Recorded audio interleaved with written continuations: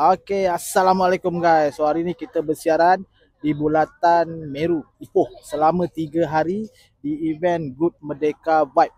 So siapa-siapa yang free yang datang dekat sini ada macam-macam aktiviti, ada malam merdeka, ada konsert, ada bunga api, ada jualan pun ada juga guys. Okey. So salah satunya ada kita menyebut dekat sini booth nombor 5 The Sassy Sister. Yang ini wife saya punya. So siapa-siapa yang singgah dekat sini ada pakaian lelaki, ada perempuan ada. Pakaian lelaki kita jual murah-murah. Ada RM10, RM5, RM15 ada jaket, ada baju t-shirt collar, ada bag pun ada. Dekat sini ada cap. Semua yang pre-love punya barang, ada kipas, ada kasut murah-murah.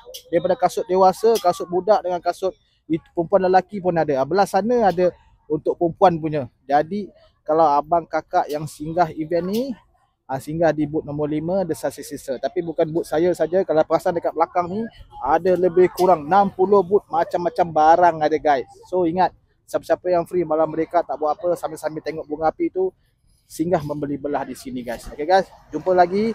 Salam merdeka. Assalamualaikum.